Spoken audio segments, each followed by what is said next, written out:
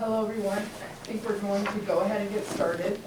My name is Lynn Coda. I'm the superintendent for Franklin Northeast. And I think we'll just do some other introductions before we get started. I'm Morgan Daybell, and I'm the business manager for Franklin Northeast. Courtney? I'm Courtney Fletcher. I am Lynn's administrative assistant and also the communications coordinator for Franklin Northeast. Jen? Jen Hubbard, and I'm principal at Enosburg Elementary School.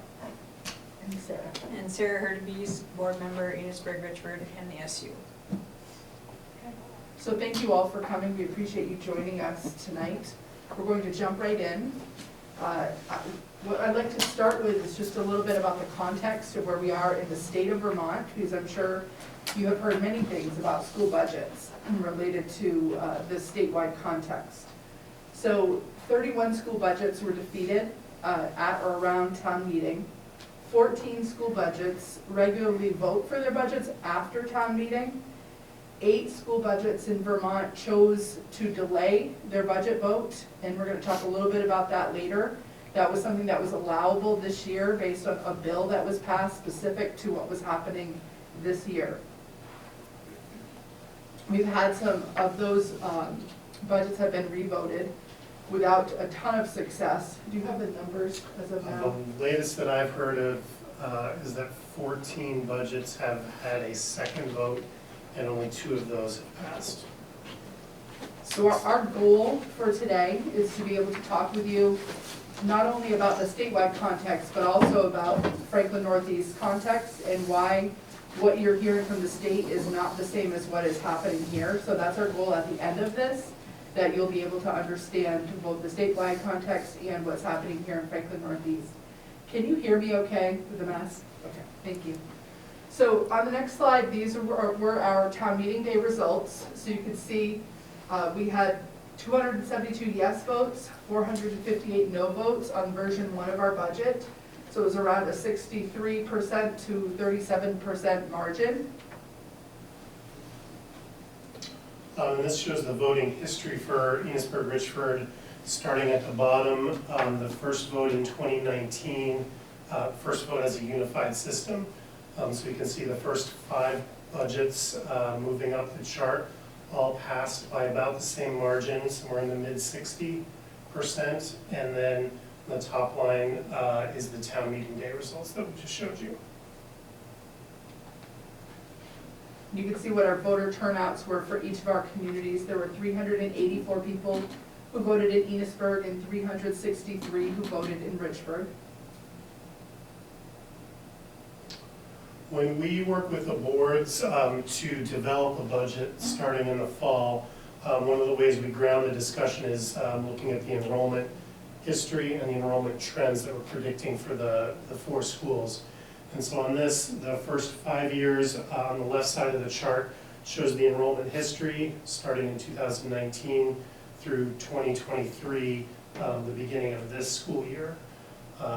We then project out 5 years, and I think in these projections you can see that for both the high schools, Richford and Enosburg, we're anticipating that those classes will increase for a couple of years before they level off and maybe decline a bit. And we have a different trend at the elementary schools where we're expecting a decline over the next few years, and then that will move back up again. And what I think is important to keep in mind with these projections is that compared to the rest of the state, staying relatively flat is actually a pretty good thing. Southern Vermont, southeastern Vermont mostly, we're seeing some pretty steep enrollment declines and have been for a while. That's largely not been the story in northwestern Vermont. So a couple of things to just add about Franklin Northeast. We educate almost 2,000 students, and we're the 13th largest supervisor union in the state. So again, to Morgan's point about the enrollment, that is one of the ways that we're different, is that we're not contending with declining enrollment here in Franklin Northeast. So when the first budget went down, we went back to the voters and did a survey and asked several questions. Some of them were around, what information do you need? And the feedback we got was that about half the people thought that we did not go into enough depth explaining how tax rates are calculated, and the other half thought that we were going in too much depth explaining how tax rates are calculated. So we're trying to do both on this slide. At its most basic, your tax rate is determined by the spending that the voters approve, divided by the number of kids we have, divided by the yield, which is a number that the legislature is debating right now and will be set probably in the next 3 to 4 weeks. Going into a little more depth, the spending is the budget that's in front of you, less any revenue that we know we're gonna get. On the Enosburg-Richford side, it's primarily the several $1 million that you're getting from other towns who are tuitioning their high school kids to our 2 high schools. That difference is called education spending, and it's what we need to go to the state and say, this is where voters approved, this is what we need to run our 4 schools next year. The student count is a weighted count, and so we'll get into it a little bit later, but instead of just counting the number of kids that we have, the state recognizes that some kids cost more to educate than others. So you might get to count high school kids more than elementary school kids, because we know that they have more teachers that they're interacting with, and so they're more expensive. Kids who don't speak English or don't hear English at home are more expensive to educate than kids who do. So we'll touch on that in a little bit. And then, again, the yield is a figure that's caused a lot of drama and heartache for boards this year, but it's one that, it's the part of the formula that we don't have any control over, and it's not really set until long after budgets are passed. So this chart shows us kind of a snapshot of education spending per pupil in this school year that we're in. So each of the lines on that graph represent a different district in the state of Vermont. So you can see at the very bottom, that's the lowest spending district in the state at $8,000 per pupil.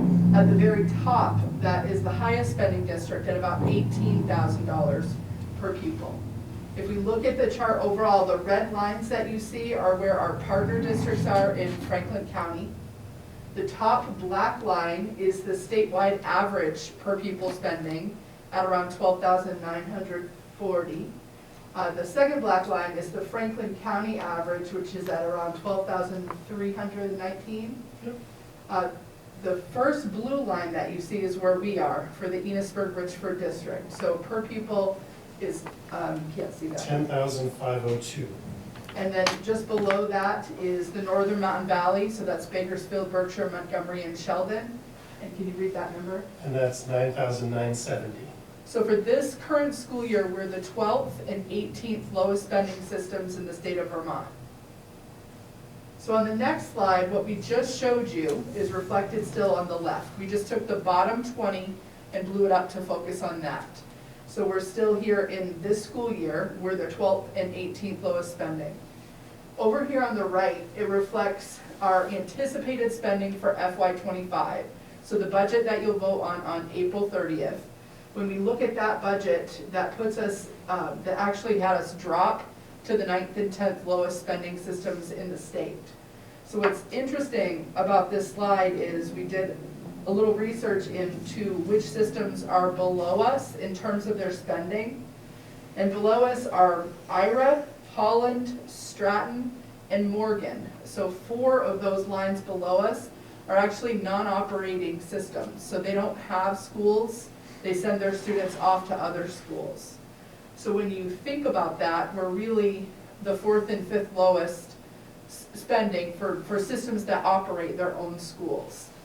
So that gives you some context in terms of how our spending per pupil compares to the rest of the state of Vermont. Are we spending enough? That's a great question.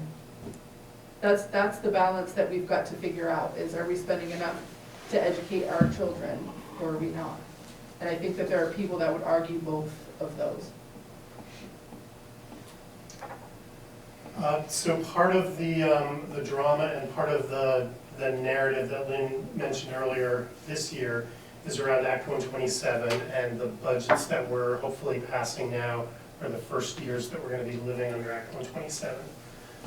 Very briefly, the Brigham Court decision of 1997 kind of codified that in Vermont, we have equal access to funding.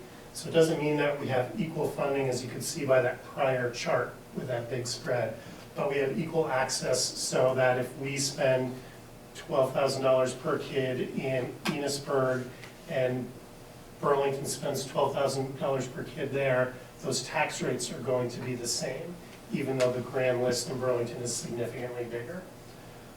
The way that we did that was through Act 60 and Act 68, and that was when they first assigned those weights to different types of kids. So again, high school kids cost more than elementary school kids. English language learners cost more than kids who hear English at home. Kids who grow up in poverty and come to school from that background cost more than kids who come to school from middle class or wealthy families. We've been working with that system since 2000, but when they set that up in the legislature, they didn't really have any good data about how much more a kid who grew up in poverty costs than a kid who didn't, or how much more a kid who doesn't hear English at home costs.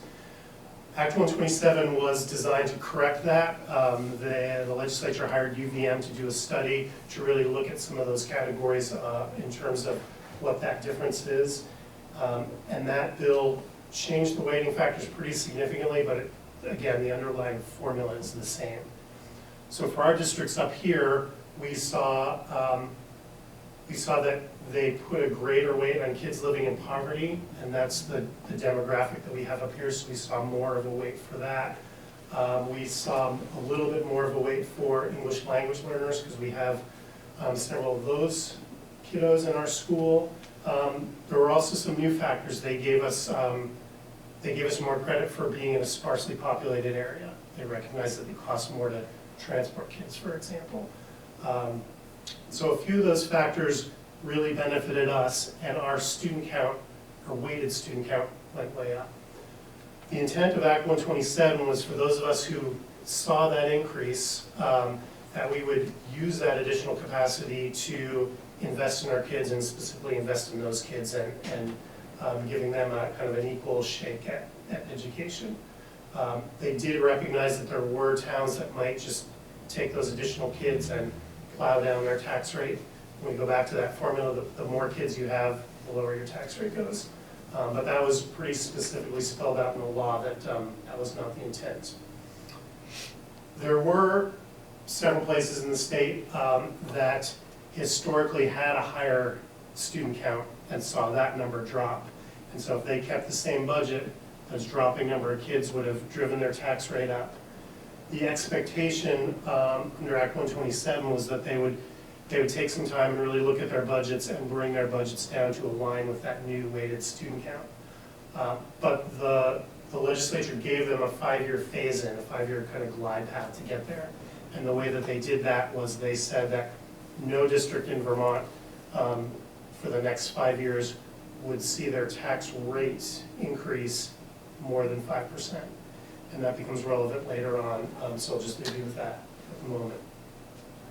And then again, that yield, the number that's set by the legislature, as education spending drops anywhere in Vermont or across Vermont, the dollar yield number goes up and the tax rate declines. And that's basically because as spending goes down, that yield has to raise less money to send back out to the districts. There is also this concept of a tax rate floor, and so no district in Vermont will ever see a tax rate below $1. That's put in place so that places like Avery's Gore and some of those towns that might not have students in a given year would have a tax rate because it's now a statewide system and the state wants to raise tax money from all property payers. So there's this dollar floor, which has not really been a consideration for boards until the second round of the budget, at least in our districts. And that's before the CLA. And that's calculated before the CLA, which we'll get into in a little bit. So this chart shows, there's a lot going on. Across the bottom, you'll see a bunch of dates. So we're basically starting from January of this year, and it goes through about the middle of February. That red line is the current year tax rate for Enosburg-Richford. It's around $1.15-ish. This yellow line shows where the projected yield was at any given point. So you'll see as the yield drops, the projected tax rate, which is in blue, goes up. And we're showing this because January 3rd, 5th, 7th, whenever the Enosburg-Richford board voted on their budget to bring to voters for town meeting day, we looked at the projected yield and we anticipated that we would be bringing a tax rate of $1.15, let's call it, to the voters. So it was actually a couple of cents below last year. Week goes by, the legislature changes some of its predictions, the yield drops, and now that tax rate has moved up to $1.18. There's been no change in the budget there, it's just a change in the yield and the projected yield at this point. This is when we have to send out our first batch of information to voters, so at that point we're using the $1.18 as our predicted rate. Time goes on, some other revenue comes in better, the yield rate is allowed to go up, tax rate drops down to now we think it's a little under 113. We're feeling pretty good about going into town meeting day with that number.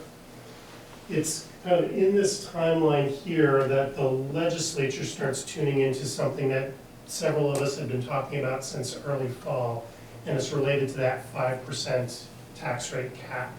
So there were several systems in the state where the boards took a first look at their budget and they realized that there was no way that they could cut spending enough to get below that 5% increase. They also then realized the next logical point of that is that they could actually add money to their budget and their tax rate would not go up because that local rate was capped.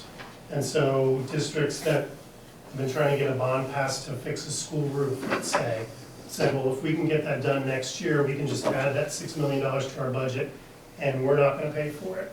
Or we can add $5 million and put it into a capital reserve fund and we'll use that to fix our buildings a few years down the road and we won't have to pay for it.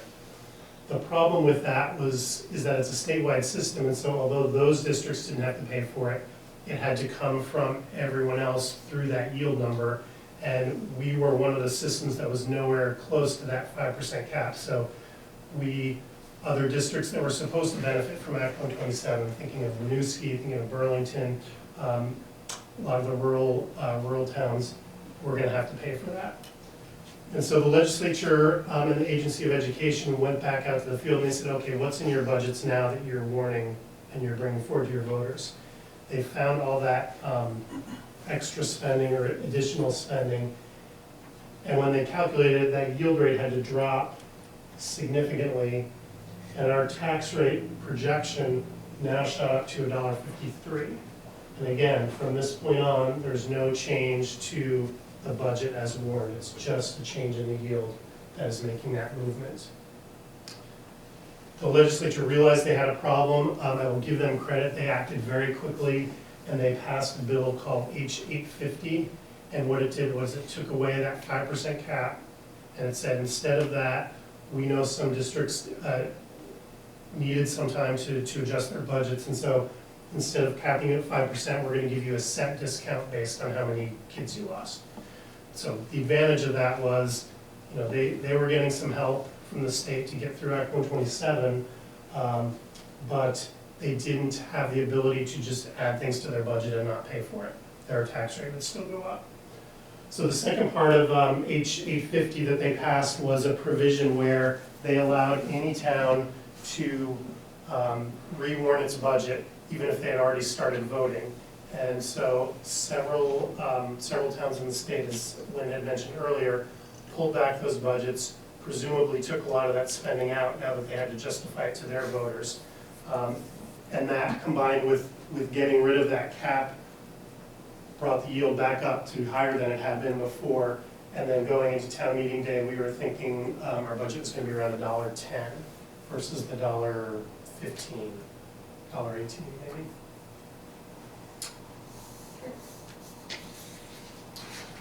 This is a chart of the history of the homestead tax rate for the Enosburg-Richford side. So you'll see FY20 at the far left, is the rate the first year we operated as a unified system.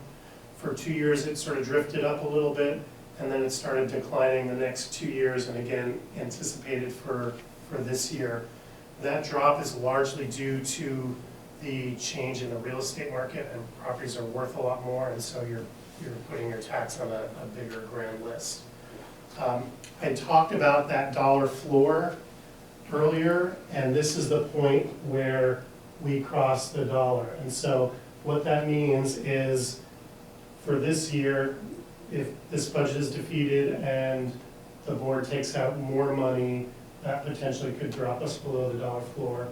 Or if what we're anticipating comes out of the legislature changes dramatically and they find a bunch of new revenue to help the yield, that could drop below that dollar floor. And what that means is that legitimately, based on our spending and based on the number of kids we have, maybe our tax rate should have been 98 cents or 99 cents, but it's not going to go below that dollar. And so in essence, you can look at it either that we're leaving money on the table or that we are raising money here and sending it out into that education fund for districts that don't necessarily warrant it. So the one thing I'll add to that is that, with the number of districts whose budgets are still not settled at this point, typically people don't come back with the exact same budget, and they certainly don't come back with a higher budget. So every time one of those districts reduces their spending, we see an impact on that yield. So if that yield goes up because of that reduction in spending, our tax rate is going to come down.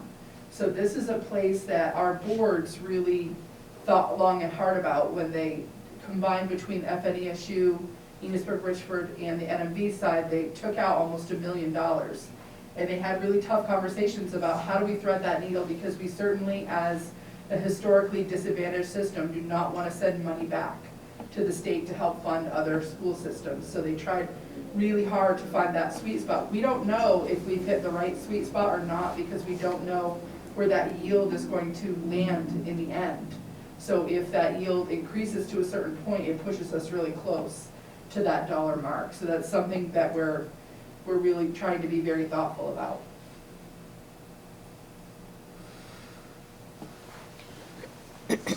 So we've been talking about rates before the common level of appraisal, or the CLA, and this is pretty dense topic, but I'll try to cover it pretty quickly.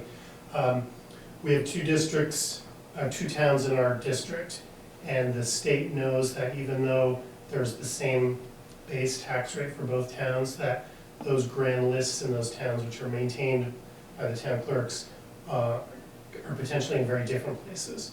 And so in Enosburg-Richford, Enosburg's grand list hasn't been updated in probably 10 years, and Richford's was reappraised last year. And so the state recognizes that Richford's grand list is probably more accurate than Enosburg's.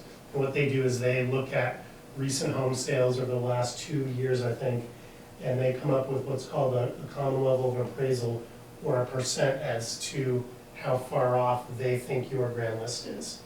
So if you have a CLA of 80%, what it means is that the house that you own that is listed as $100,000 on the grand list really has a fair market value of $125,000, and if you were to sell it, that's what it would be worth. At a CLA of above 100%, that property that's listed at $100,000 is actually worth less if you were going to sell it on the market. That district-wide tax rate that we've been talking about, the $5.66, which is what we're projecting right now, gets divided by the CLA to get the local tax rates to those two towns. And then statewide, they're falling everywhere in the state, and it's because of the hot real estate market, especially in the second homes and the sales of second homes. So this chart now shows the impact of the CLA. So that black line is the same. That's the district-wide rate, and the one that the board really controls. You can see in Enosburg, their rate has been drifting up pretty steadily throughout the 6 years, and that's because their CLA has been falling pretty regularly each year. There's a similar thing in Richford, a little bit flatter. Properties were probably not selling for as much over these years in Richford. But you can see it drops pretty significantly from 23 to 24, and that was because they reappraised that year. And so maybe if somebody had a $100,000 list value on their house for these 4 years, when the reappraisal came back, it's now at 150, and so that CLA needs to adjust that tax rate. When it's below this, it actually means that the grand list is too highly valued, so properties were still anticipated to be sold on the open market for less than on the grand list. And what we saw here is that they probably overshot on their reappraisal. It happened in my town, Montgomery, 15 years ago when we did it, and it seems to be a pretty normal occurrence when the town goes through a reappraisal. And you can see it's now coming back up pretty dramatically as they get new property data, property selling in Richford, and they're kind of letting that new grand list sugar off in terms of how accurate it is. I believe, Maureen, correct me if I'm wrong, but I believe last year's CLA in Richford was 135%, and this year was around 107. Yep. So it is correcting itself, and that's why they're seeing that increase there. You want to mention the reappraisal in Enosburg? So when any town's CLA falls below 8%, the state tells the town that they need to go through a reappraisal. Most of the towns in the state are at or below that figure now. Enosburg, I believe, has a contract out to reappraise, and I think the work is still 2 years out before it'll start, and it'll be another 2 years before that's completed. So there aren't enough people doing that work in the state, and the state legislature's actively looking at different ways to do that.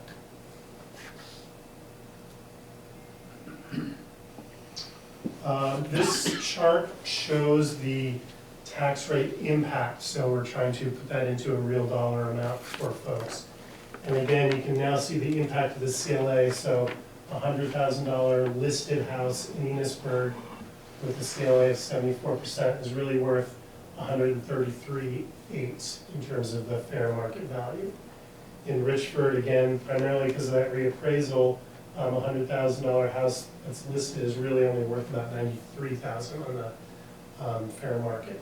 And so the CLA is there so that these two people aren't paying the same tax bill in terms of the actual dollars, because the state knows that this property is really worth 133 and this property is really worth 93. You can see for that house in Enosburg last year, the tax bill was $1,400. This year we're projecting it to be $1,414, or about a 1% increase over the prior year. This is using our current, or at the time, best estimate for the yield, and so that will change, one, based on the budget vote, but two, based on where the legislature finally sets that. In Richford, you can see that $100,000 house, the property tax bill for 25 that we're anticipating is $981, so significantly lower than in Enosburg, although the increase is a lot more year over year from last year, and that's because their CLA has moved so much more over the last year.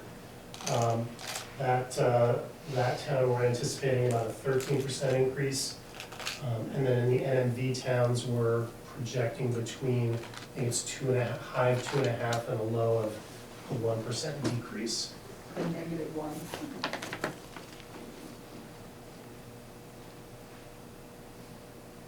So when the budgets were defeated, we went back to the school boards, and it was very clear with all three boards, they wanted to prioritize holding on to existing staff. One thing that's really challenging is contending with the teacher shortage, especially where we're geographically located, because we've got Canada right above us, so we can't draw anyone from the north, and we compete with the other parts of Franklin County and Chittenden County.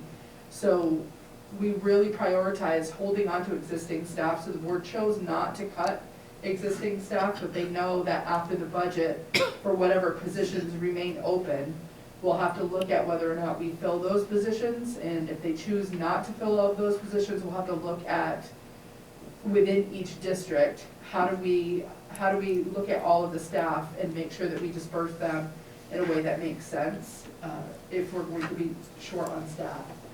The other piece was around student programming. It was really important, given that we've been historically low spending, that we didn't want to cut even more programming from our students. So those were not things that were considered when we made the reductions in the budget. So that was where we were with budget 1. We're hopeful that this budget 2 will pass, and feel pretty confident people understand how our context differs from the rest of the state, that, we do hope that people will support this budget.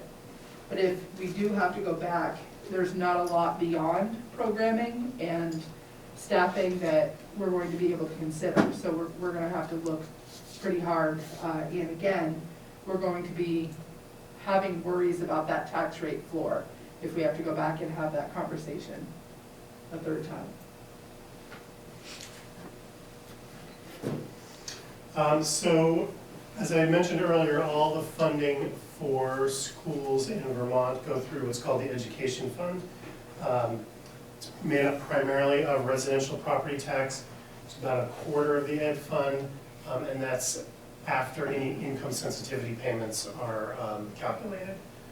Non-residential property tax, 39%, and then other sources a little bit less than that. And those other sources are primarily sales tax. There's some rooms and meals tax, and as you can see, lottery and Medicaid and a few other tiny funding streams go into that. But again, all of that money goes into the state, into the ed fund, and then it's given back out to school districts based on the budgets they pass, and so the money that they need to run the schools and support that budget that year. In Enosburg-Richford, in both districts, we wanted to kind of split out where that money is coming from on more of a town-by-town basis. So this is looking at our current year, FY24, and the amount of money that we're getting from the ed fund is $16.7 million. So that's not including the grants that we get or the tuition payments we get, but just money that we need from that overall ed fund. You can see numbers for each of these slices of pie, but I'll go through the pie. And this dark 1/4 is what's raised in residential property tax to support our budget. About 7.5% is raised in Enosburg, about 5% is raised in Richford, and this remaining 12%, that blue piece of the pie, is coming from residential taxpayers somewhere else in the state. Similar picture on the non-residential tax, these next 3 slices, not quite 10% is raised in Enosburg, not quite 6% is raised in Richford, and then we get about 22% of our budget from non-residential tax somewhere else in the state. And again, this is because it's a statewide funding formula, and Brigham decision and Act 60 and Act 127 all recognize that there's an equity issue if you're only raising money on your own grant list. The reason we put this up here this year, which is the first year we're showing it, is that on my side, on the NMV side, there are actually 2 towns who are convinced that they are raising more money than they're spending. And this picture is kind of exactly the same there. We are definitely benefiting from Act 60, Act 68, Act 127 in terms of where the money is coming that we're spending on our kiddos. And then this last piece of the pie, that 37%, is that big bucket of consumption taxes. So that's money raised in the state from sales tax, rooms and meals tax, lottery proceeds, a little bit of Medicaid, and some other smaller taxes.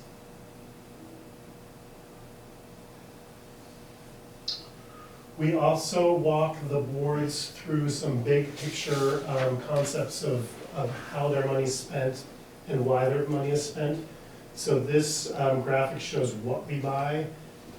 This red, almost 3/4, is what we spend on our own people. So they're our staff, mostly salaries. Health insurance is a big piece of the pie, as is other benefits for our staff. This blue section, services, is largely what we spend on other people's people. So contracted services might be workers that we get from Northwest Counseling Services. Property services might be we're paying people to take out the trash, and there's some utilities in there. Tuition, small slice on the Enosburg side, that would be kids who are going to tech centers other than our own, as well as some pre-K tuition that we're required to pay to private providers. Other services is a catch-all. Probably 2/3 of that is the supervisory union assessment, which we'll go into detail in a little bit. Some other travel and incidental expenses there. Debt service and miscellaneous is pretty tiny now that we've retired all of the big school bonds on our buildings. And then this green section, less than 5%, is what we spend on supplies and utilities. So that's the light bill, that's the fuel bill, it's crayons, paper, Chromebooks. And the reason that we like to show this is because a lot of times when we're talking with folks on the street, they'll say, oh, if you just photocopied less, take the photocopying privileges away from your teachers, my tax bill would be a lot lower. If we didn't spend so much money on computers, my tax bill would be a little bit lower. That's really, we're talking about maybe a half to a third of that green slice of pie. Really what we do in education is we hire people to teach kids. And so when we're going through discussions with the board on what to cut or where we want to add, it's really that red section that we're talking about. The next slide is the same budget. It's looking at what we do instead. So the green section is instruction. That first half is really direct instruction. So that's teachers and paraeducators in front of kiddos. There's a few slices in green for vocational instruction, athletics, a little bit of special ed at the district level, co-curricular. We work our way around the pie through the blue sections. That first section is student support, primarily nurses and guidance counselors. Instructional support, that lightish blue, is primarily librarians. There's some teacher training in there, and there is some technology in there as well. The thin blue line is general administration. That's kind of board level management of the district. It's primarily insurance that we pay on behalf of the district. There's also legal fees in there and some board costs. School administration from sort of 8 to 9 o'clock on the clock. It's primarily the principals, their administrative assistants, a few assistant principals we have across our 5 school buildings. Central services, that 14% is that supervisory union assessment that we're going to talk about in a minute. And then the dark blue section is buildings and grounds, so that's what it costs to clean and maintain our 5 buildings. One of the things we asked of the community when the first budget was defeated is what questions do you have for us?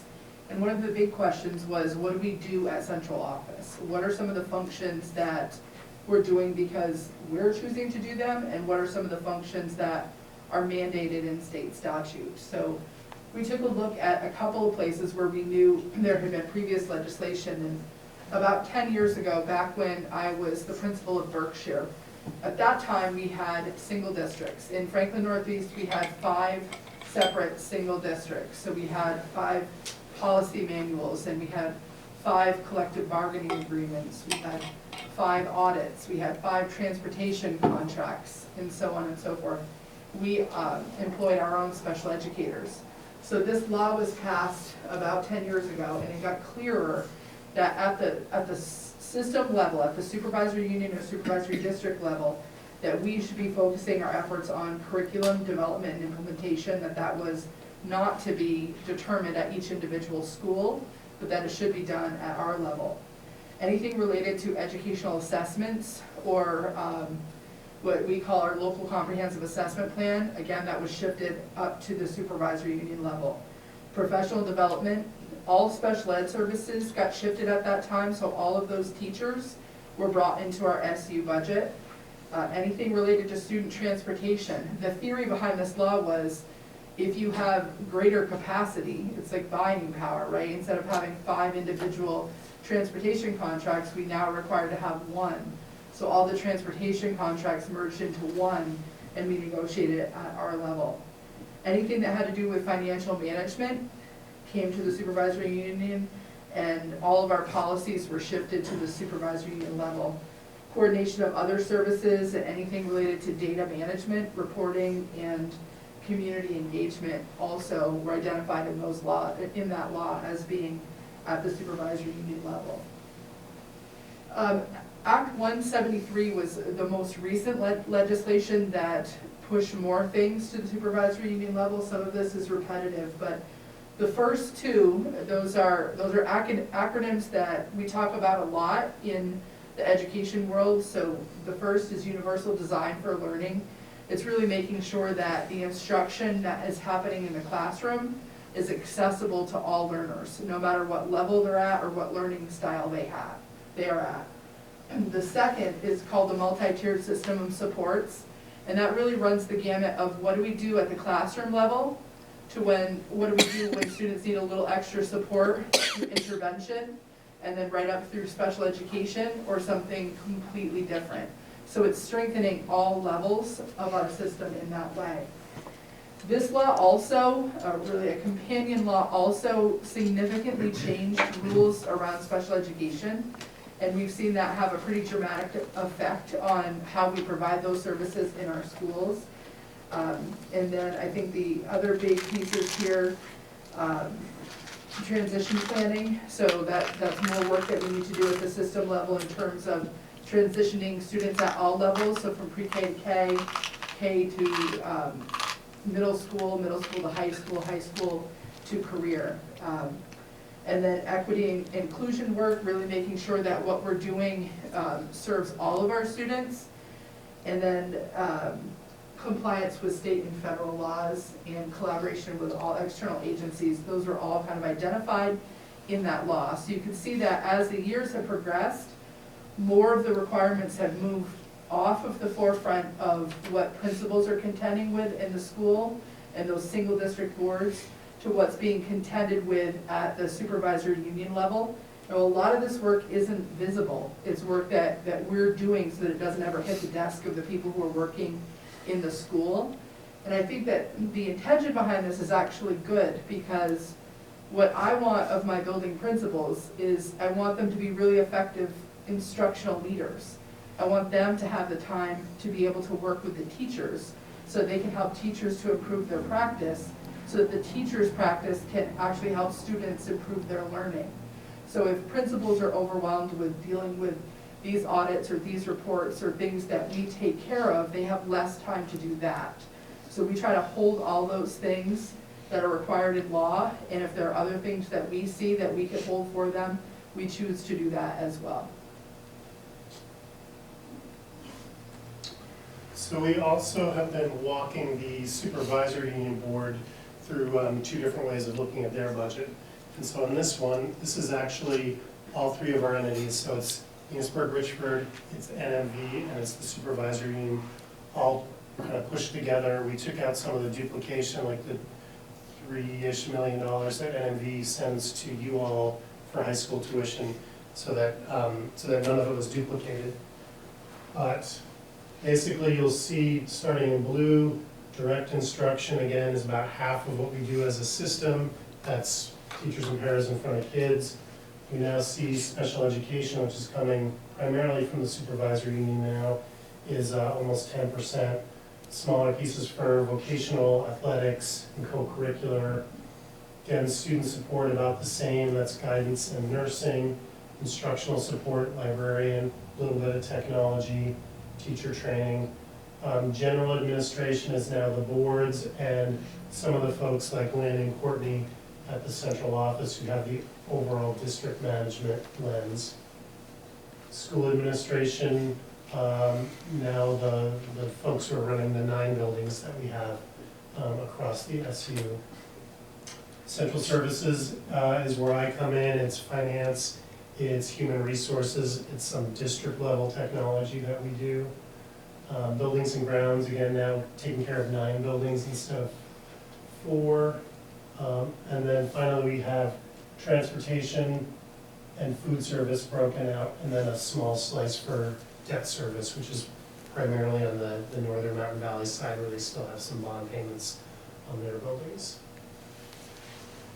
We then also looked at just the SU budget. So this is only our piece of the pie in terms of where we spend the money. And that's kind of to answer the question that Lynn took to earlier. And so these small slices of the pie going around, starting at the top, are primarily special educators, some paraeducators that are paid at the supervisory union level, speech language pathologists, folks where, when we're developing the budget in December, we have a pretty good idea of where they're going to spend their time the next September when those kids come to school. So we kind of wanted to show that and show where we have those folks directly in schools. Now breaking out food service and transportation. So food service is almost 18% of our budget. Transportation, just getting kids to and from school, is about 14% of our budget. And it leaves about a third that we do not have broken out by school yet. So some of that is Lynn's time and my time, because we're not tied to a specific school. We move around, or we have that district level lens. We also have our English language learner teachers here, because we deploy them as the needs arise during a year, so we can't look a year in advance and say, yeah, I think that person's gonna spend 2 days in Enosburg High School, so we're gonna budget them 2 days in Enosburg High School. The instructional coaches, the folks who are working at training our new teachers, are in that bucket, because we don't know where we're gonna hire new teachers. And then some other services largely related to special education, like occupational therapy, physical therapy, services such as that are in that bucket. So one of the things that we took a look at when it was, after that first budget was defeated, was our communication plan. And we recognized that some of the very folks that are in the room tonight, we have the most challenge getting information to all of you. So we looked at, are there different things that we could do to try to get information out? We definitely have tried to up our communication through social media. We have a mailer that it appears landed in people's mailboxes today or yesterday. We've been putting all of our information in town clerk's offices and libraries. We've made requests to see if they could share them on their town pages. We've updated all of our school and our district websites, and we had not been using Front Porch Forum for a few years, but we've started using Front Porch Forum again. And we definitely, after looking at our voter checklist, recognize that not only do we need to make sure that we get in front of each of our communities, we made the commitment to do 6 informational meetings this time, 1 in each of our towns. We also recognize how important it was to get in front of our educators as well. So we've done informational meetings in each town within our system.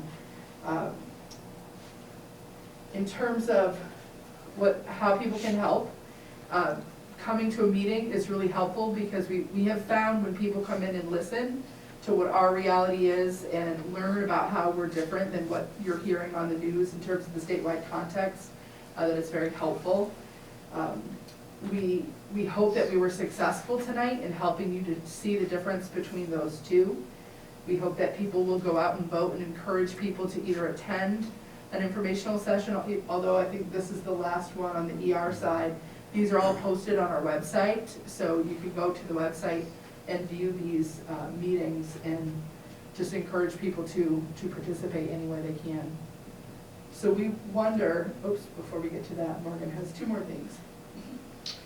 So there are actually 2 articles that you're going to be voting on April 30th. The first one is the budget article, and this reads the same as it did on town meeting day, just a different number. This is a second article that did not pass on town meeting day, which gives the district the authority to borrow money on July 1 if they need to. This is something that's critical. It's on the ballot every year. It normally doesn't get a lot of attention, and for whatever reason, the voters on this side decided to vote that down. We had a situation probably 5 years ago now, where the contractor that Enosburg hired to lodge their grand list with the state didn't get it done in time. And if that doesn't go to the state in time, they don't know how much money to raise in each of the two towns. And so they don't know how much money to tell those towns to send to us and how much they have to send from the ed fund. And so the state just doesn't send you anything. And so we've got payroll that starts beginning of July for your custodians and your principals. Teacher payroll starts in August or September. And so in cases like that, we need to be able to go out and get a loan from a bank until we get that money coming from the state. This is also the reason that we had to wait so long to have this budget vote, because for whatever reason, that article still needs a 30 to 40 day warning period. And a budget revote, you could turn a budget vote around in a week. So we hope both of these pass. If the budget article fails and this one passes, Article 2 passes, you will probably see a third budget vote much quicker than you did this time. And then these are the two informational meetings, the last one tonight. Polling locations. Richford is going to be voting at the town hall, which they normally do. Enosburg, it will be again at the public safety building. Normally on town meeting day, it's at the school. It was different this year, and it will be different for that election as well, because we have school that day. So what questions do you have for us? I got another way we could help. What's that? We could buy lottery tickets. To share your winnings? I do have a question that actually links to that. What's the state doing to cut costs in these things that are costing money to allow more of that lottery to come back to the schools? Maybe not necessarily that, but other programs.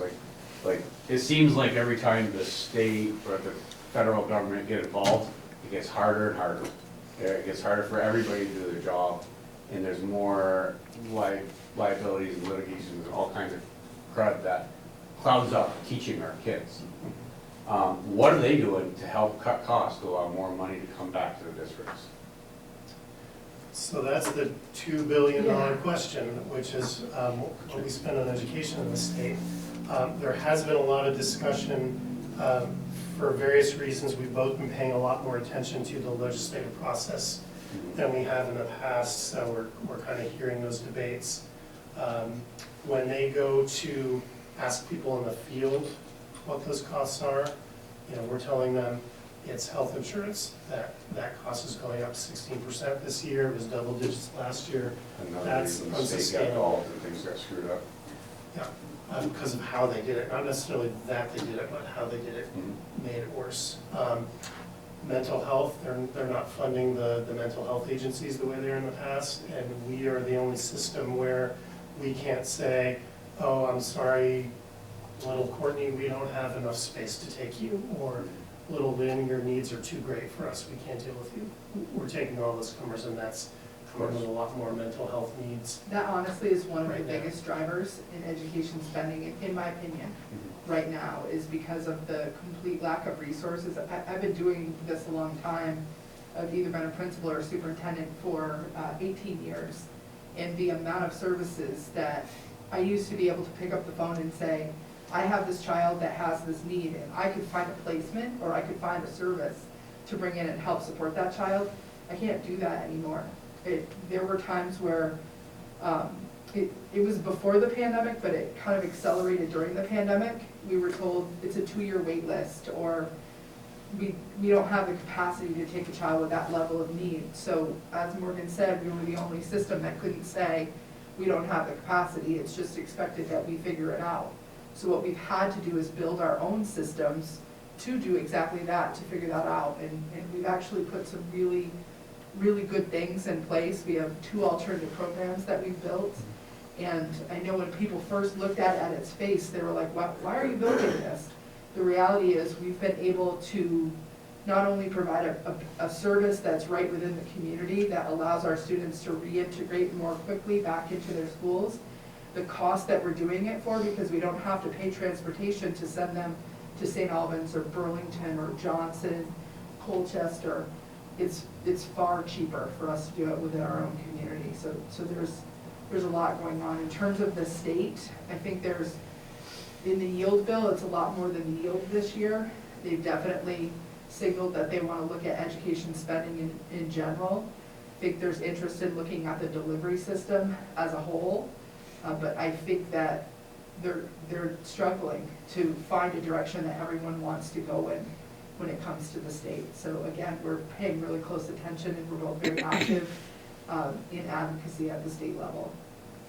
Yeah, unfortunately, the only things they've been kicking around for this year, and this is my lens through it, so you can take it or leave it, trying to make it harder to pass budgets, because we are a statewide system, but those budgets are passed locally, and then they have to raise the money to fund those. So they just try to make the budget language more confusing or more scary, get some places to vote down budgets, but what we've been testifying to them is that it's not really addressing the cost up here at the top of the state. What it's doing is that there are communities that historically have trouble passing budgets, and they're the ones who are already pretty low spending, and they're the ones who are gonna be hurt by that. Which is us. Which is us. Those systemic problems, those answers aren't easy, and that's why they haven't been tackled yet. Mr. Berlin? I got a couple of questions, actually. The state's not gonna have their rate to us before the 30th? The yield rate? No. So and we're they never- expected to vote yes on something that we don't even know what the number's gonna be. Because it may not even be within a mile of the number that you put up there. Correct. But yet, if we give you a yes to that number, and then it doesn't come true, you can't expect us to be happy about that. That's true of every school budget that you voted on since 2000, correct? Yeah, but the state didn't mess us up with something like 127 in all those years. I can't remember the last time that Enosburg didn't vote the school budget in. This is the first time in over probably 20 years. Yeah, I think it was every district in the state, wasn't it was 30, it was about a third. I think- Pardon? it? It was almost, There was no questions asked, bang, bang, A third bang, of the the budget ones- went a right third through. of the ones in the But state. when the state, and my other question is about that 127. The 5% thing you said was done away with. Yes. In other words, if Enosburg spent over the 5%, other schools had to make up that difference. Right. So I could intentionally We were go not over the anywhere- 5%. We were not anywhere near that 5%. No, but I'm just saying, we could intentionally go over that 5% and counting on other schools to pick up that. And Now, that's- who dreamed up that thing? They did not anticipate that as many districts were going to do that or fall into that category. I think that part of 127 was rushed. The bill overall, they took a lot of time on. They kind of realized that there were some districts that were going to need some help, and I think they pushed that piece through pretty quickly. And so, yeah, it was a big mistake that they didn't stress test that before it was So- passed. If But it was corrected for this year, and so that's why we're seeing those budgets that were pulled back, and, $10 million came out of that budget before they put it back out to the voters. if the budget is okayed on the 30th, that money is just for Enosburg. If our budget is okay on the 30th? Yeah. Yeah, I think that chart I showed you about where money is raised this year is probably not gonna change dramatically this year to next. And one last question is, she said something about didn't want to cut any staff or anything. My question is the size of the supervisory union.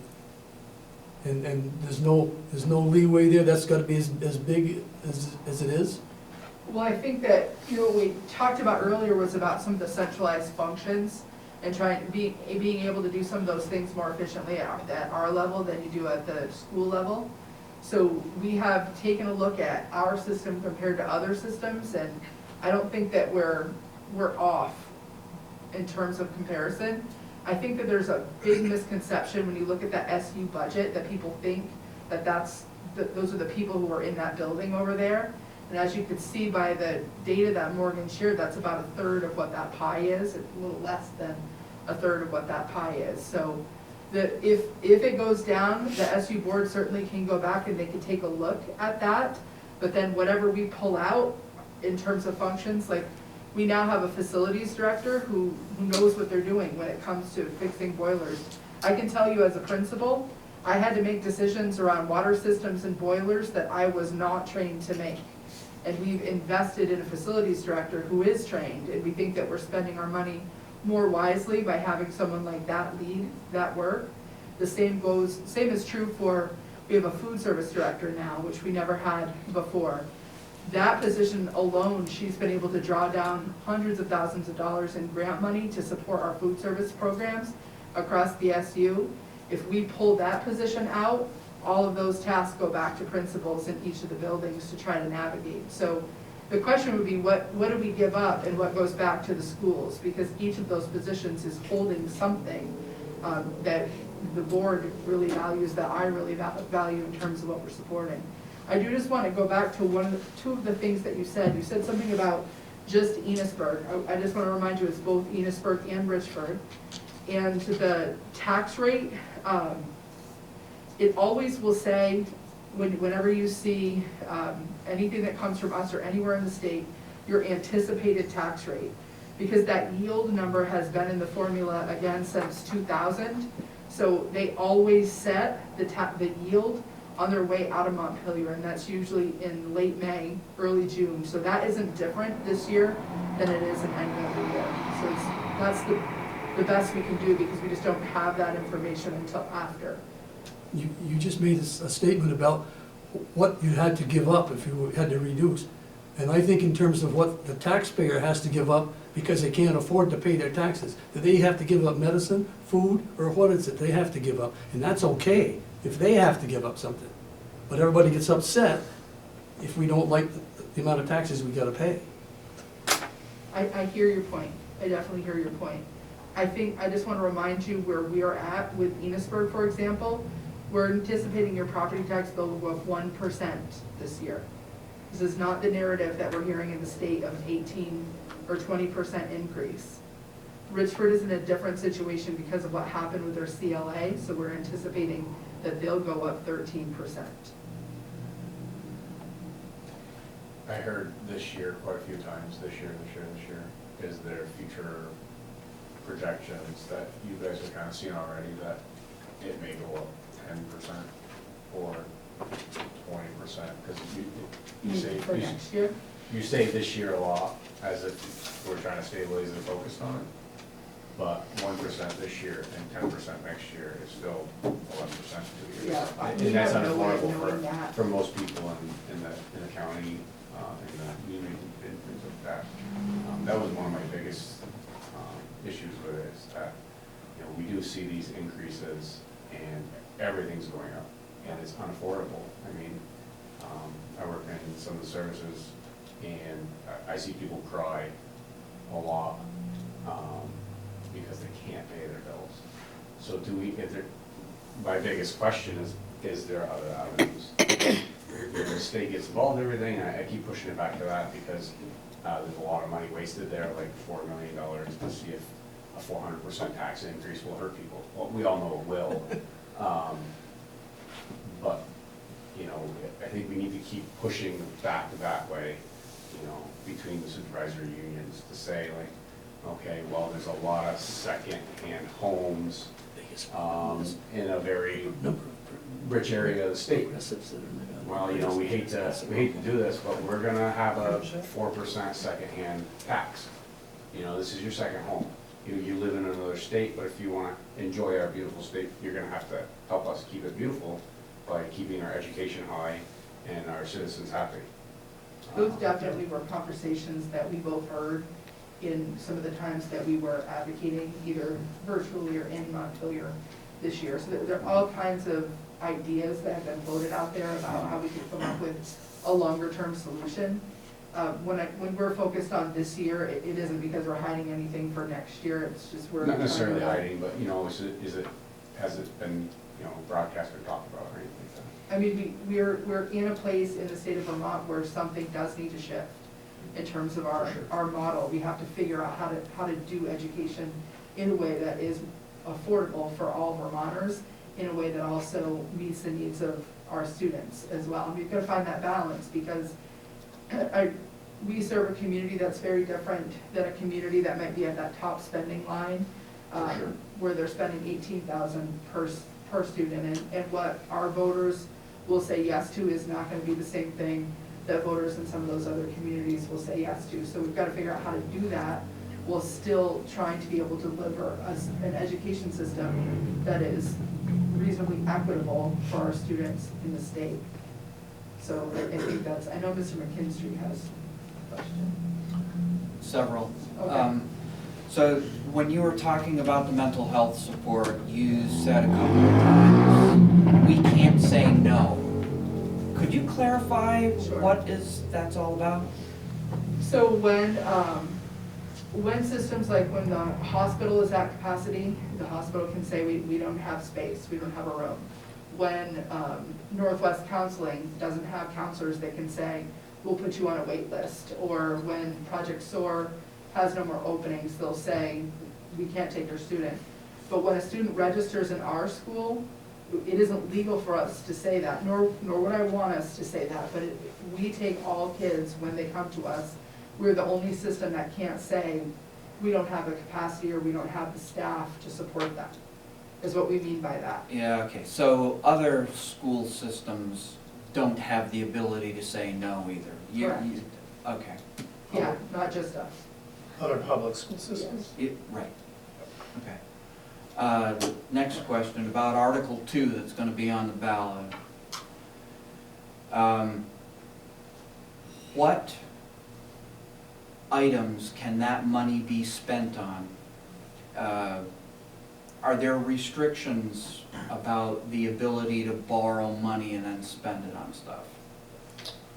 So there are no budget restrictions. We actually have to go out to a bank and get a loan, and so we would show them what we've passed for budgets in the past, what we anticipate our payroll is gonna be for next 3 months or 6 months. We have used that in the past primarily because we know that, so on the Enosburg-Richford side, a lot of that money is gonna come in November when we send out our tuition bills. And we may wanna just look at our expenses and get to that point. In terms of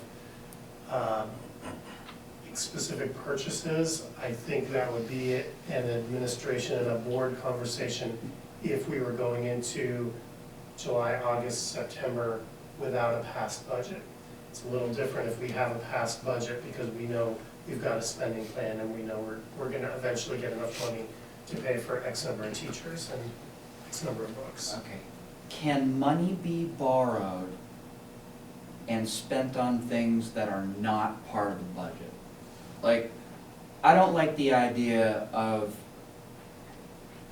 anybody, actually, being able to borrow money and spend it on items that are not planned and may not be agreeable to the voters that passed the budget originally. So can that money be used, go out and borrow money from a bank and use it to buy something that is not already in the school budget? So, Like, Lynn, you want a new car, can you somehow get money borrowed from a bank to go buy a car? yeah, it doesn't work that way. Okay. But, no, like, we would be looking within what we have for an approved budget, and it would just be to cover what our expenses would be until that money comes in from the state. It's not to add additional spending anywhere. Okay. It literally is just to cover what our costs are for whatever the months are that we have to operate without that state aid. Okay, so it's truly a stopgap source is. of money? Okay. Yes.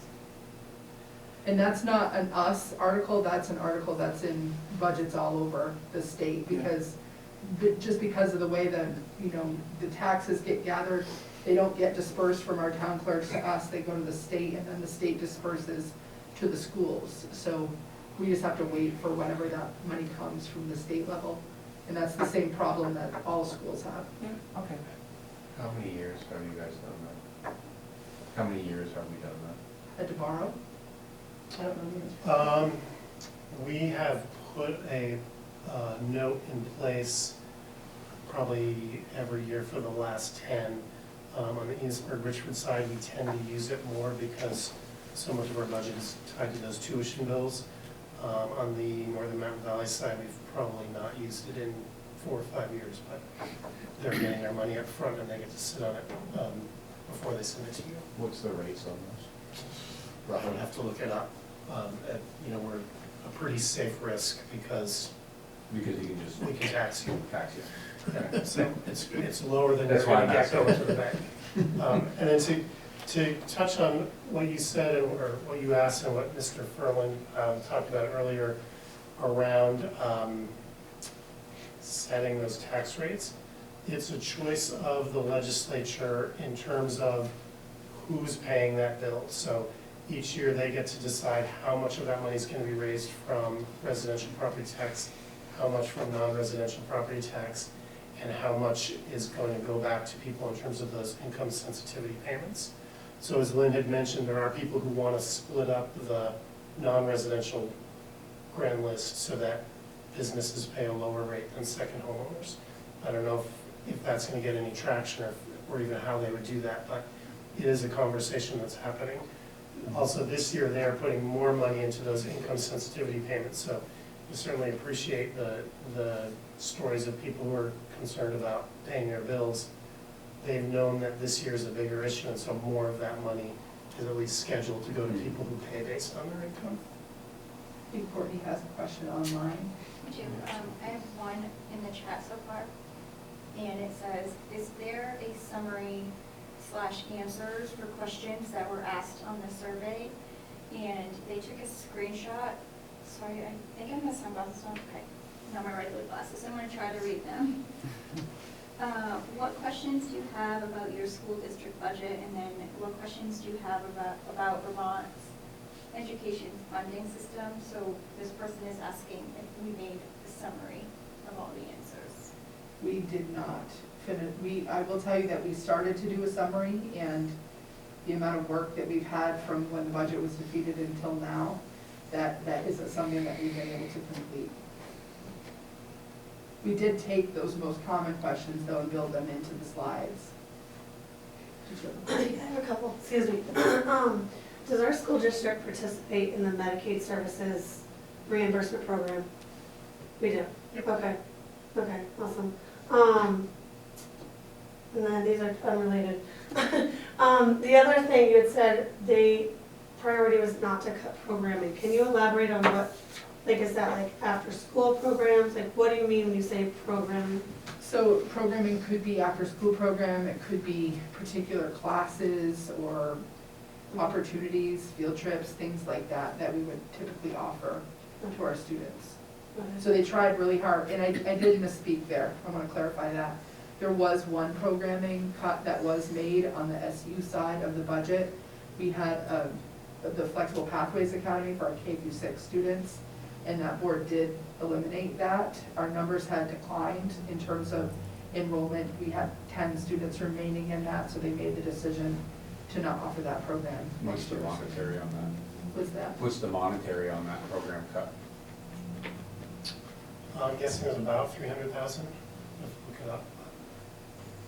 So those 10 students just get enrolled back into. They have the ability to go to their home school or any of the schools that are within their district. So if they're on this side, if they're an Enosburg student, they can go to Richford. If they're a Richford student, they can go to Enosburg. If they're on the other side, they can go to any of the 4. They could choose homeschooling as an option as well. Okay. And then just one more question. We spoke about instructional coaches. Can you elaborate on like what they do? Sure. So one of the things, Courtney, I'm wondering if you could go to those slides. I think they're still in there. That's come up quite a bit is, why do we have instructional coaches? One of the things that we contend with is slide 26. You could start with that one.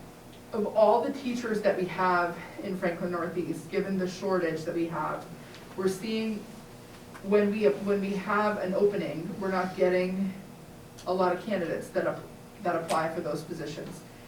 Oftentimes, we're getting people that apply that don't have formal training in education. They're coming out of another career, but they have a bachelor's degree. So we're able to train them on the job. So if you look at this circle, that represents all the teachers in FNESU. 6 of our teachers have what's considered an emergency license, so they're licensed to teach, but they've come from a non-traditional field and they don't have education credit that is enough to get them the next level, which is called a provisional license. So 24% of our teachers are teaching under a provisional license. So that gives them a 2-year period under that provisional license to get their traditional certification. So during that time, they're in front of kids. They don't have the, I had a traditional path through at a 4-year bachelor's degree, and then I worked through a master's degree, but I did that bachelor's degree before I stepped into a classroom, so I had a lot of training in how to be a teacher. And the reality of our workforce right now is that's not always the case. So we have 3 instructional coaches that we employ at the SU level, and those coaches, they push in to those classrooms and they co-plan with those teachers, they co-teach with the teachers, they'll do model lessons with them, they'll look at their data, they're all kinds of, like, every gamut of the job, they'll sit and do with those teachers. So we have 3, and we've done that deliberately because we never know where the new teachers are going to be any given year. So our theory, and this was something that we talked about with the SU board, our theory was that if each of our schools determined that they needed an instructional coach, the reality is they'd probably say, well, we can get away with a half-time instructional coach. They would put that out, they'd advertise, and they would likely not get any candidates. So what would likely happen is they'd say, well, let's increase that to full-time and see if we can find an instructional coach. Maybe they get a candidate for that. So that school hires 1 instructional coach. If each of our schools did that, we would have 9 instructional coaches across the supervisory union. So our theory was, what if we have 3 at the system level, and then like we do with emerging multilingual and occupational therapy and physical therapy, we deploy them where the needs are. So they each have a caseload, so they're assigned to the new teachers in all of our buildings, and they spend the majority of their time right in the schools helping support those teachers. A couple follow-ups. Sure. So you said some people are coming in with a bachelor's degree, but is that any bachelor's degree? It doesn't have to be a teaching, like, does that make I sense? wish I could tell you no, but it's true. Okay, So you can, with a bachelor's degree, we can get you an emergency license. okay.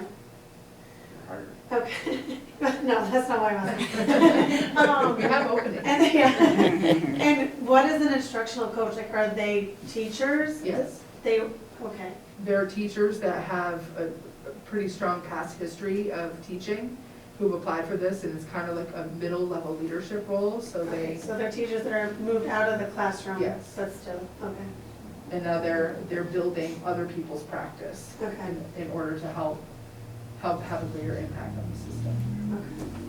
okay. One last follow-up on that, sorry, real quick.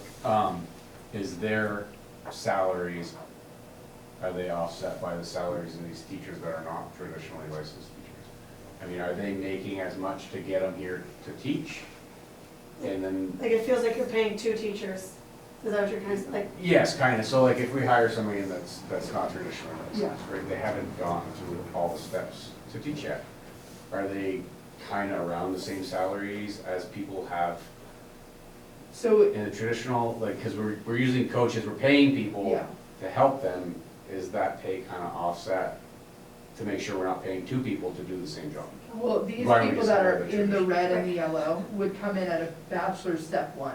Okay, So they'd be at the very lowest end of our pay scale. okay, Our instructional coaches have been here longer because there needs to be some experience related to that, so those generally are our lowest paid. and that's kind of what I was educators. wondering, like, in those lower, are they getting those lower tiers, or are we paying more to get people here?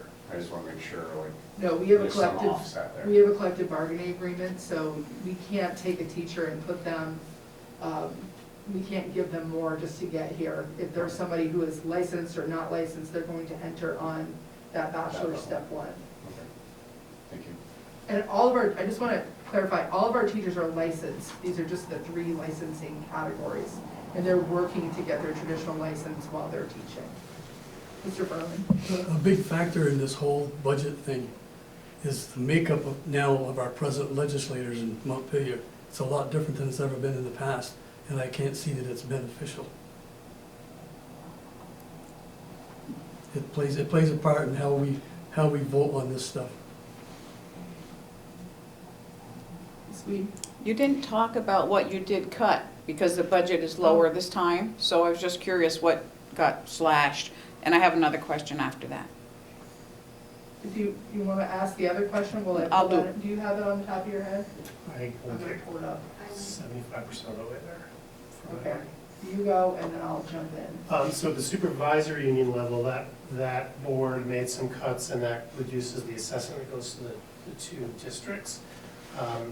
We made some revisions on what we're anticipating for food service, so we think, looking at the budgets in March as opposed to December, we think that the reimbursement rates are gonna be a little bit higher, so we added some revenue, which is less money we need from the districts.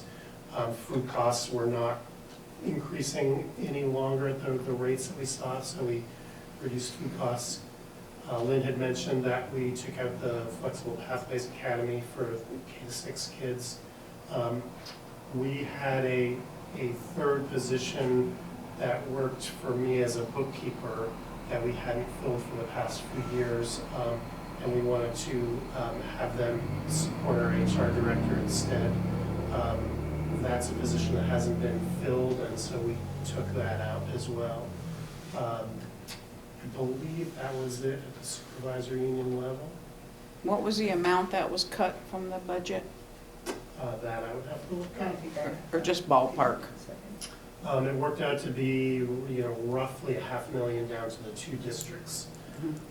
In terms of the Enosburg-Richford budget, there were some positions that had not been filled yet that we decided we were not going to fill. It was a high school teacher in Richford, a portion of a high school teacher in Enosburg, Enosburg High School, a paraeducator in Enosburg Elementary School. We had both a Spanish teacher at Enosburg High School and a librarian at Richford Elementary School that we were going to increase the full-time equivalent, so add more days to them that we didn't. We kept them at their existing level. And then I think you gave the other two, Enosburg Elementary. Okay, I just didn't have any idea what was cut. The second thing is, because healthcare is such a big driver Yeah. of the budgets, what is the conversation? Are you aware of a conversation about that? Or who's responsible for that? That doesn't go through the legislature. It does go through the Does legislature. go through the So, several years ago, the legislature took healthcare bargaining away from the local districts and said, we're gonna do it at a statewide level. The argument being that we were always playing off each other at local bargaining, trying to do something a little better than the district next door to try to attract teachers. So that was the theory behind it. The way they set up the rules, in my mind, it is sort of stacked against the school boards in that it goes through a binding arbitration, and that arbiter has to take one side's proposal or the other. There have been suggestions that they could change that and let an arbiter pick from each one. There's some discussions about saying this committee can negotiate healthcare, but we're gonna tell you what the value of the benefits are. It's called an actuarial value, which ours currently are phenomenally high. And so the legislature could choose to do that and say your actuarial value is gonna be X, and then that would bring the overall cost down. Both of those would require legislative change, and it won't happen in an election year. They happen next year. Thank you. One last one. Back when they forced us to merger, one of the things that was thrown out there was it's gonna be a big savings. And since we've merged, I have never seen printed or heard whether we've saved X dollars for 1 year, and that's all it was gonna be, or we're gonna save X dollars every year for as long as we're merged. So did we really get any money back, or did we save any money? So we voted down the plan that would have saved us a lot of money, which would be at that time, all 5 of our towns coming together. that would have, instantly taken $1 million off the budgets from those tuition payments that we're paying outside. That was rejected in all 5 of our towns. So it was a one-time deal then, that's all it was? Well, that would have been every year Oh. going forward. But that was turned down, and that was the process of Act 40 and 46. We have seen savings in terms of efficiencies, being able to share staff, certainly less people doing the stuff that I do at central office, but I would argue that those savings have been completely eclipsed by healthcare, by mental health, by those costs that we've already touched on. Thank you. Okay, that was, I kind of wanted to ask that question that you just asked too. The question I have is, Vermont is almost the highest state in the nation for education, and from what I've read.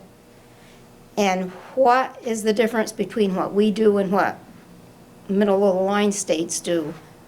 I mean, are they not, what's the big difference in factors, spending factors that's? I think that there are a lot of factors, and I'll be honest, I haven't studied a lot of the other states in the U.S.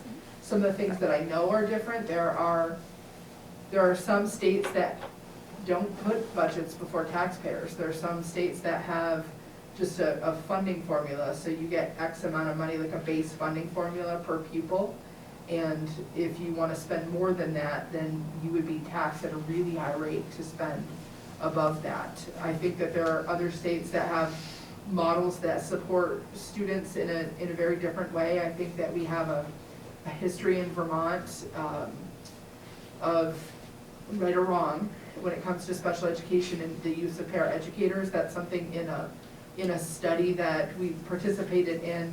It was called the District Management Group Study back in 2017, I think, 16 or 17. And that was one of the things that they pointed out, was that the use of paraeducators, there wasn't evidence behind if a child struggled academically that paraeducator attached to that child would necessarily improve their outcomes.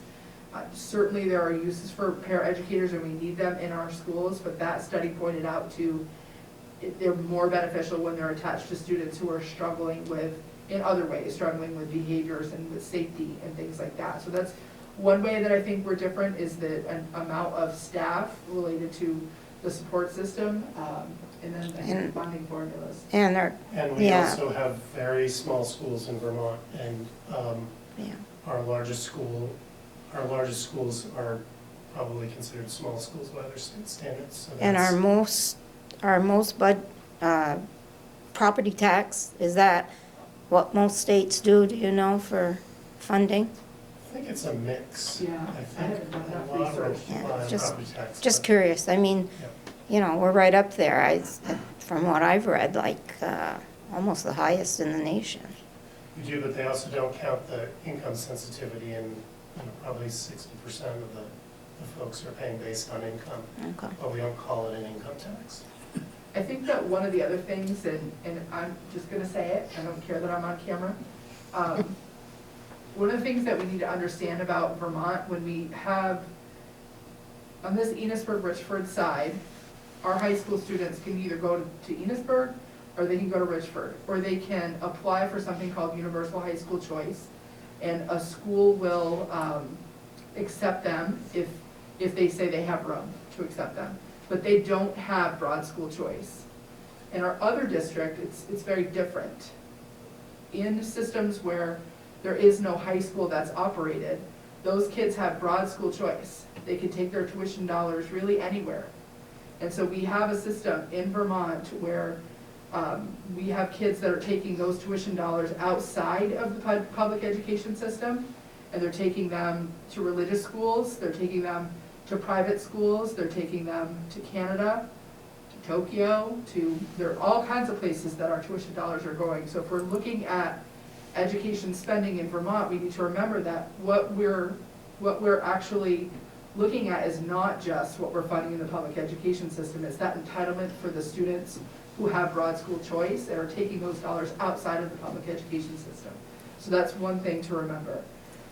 The second thing to remember, as Morgan pointed to, is that in terms of an economy of scale, no one wants to say that their schools should close.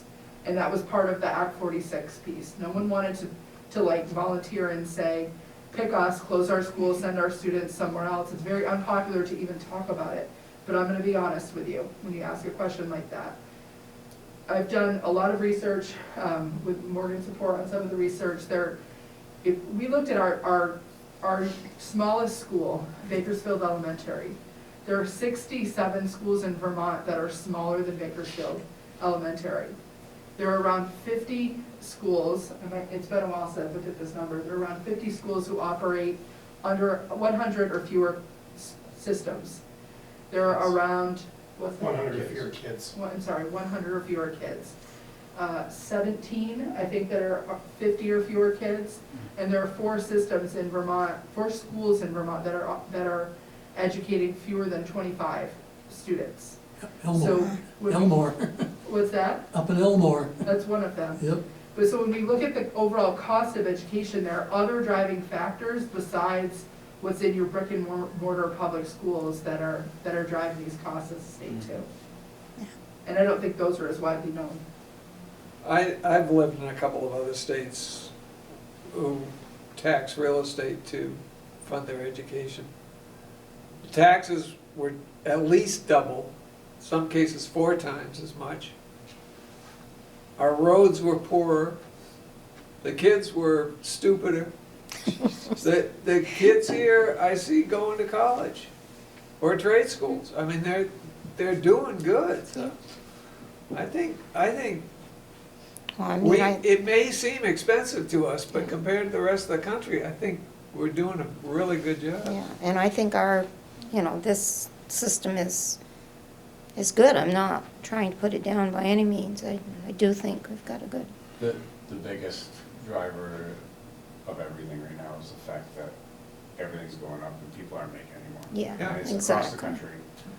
Vermont seems to get hit a little harder sometimes on that, because we don't have a lot of jobs around here to fill. Even the So people are wages here are traveling. better. In a lot of professions, a lot of areas. I think Some- we're the 49th highest tax in the country.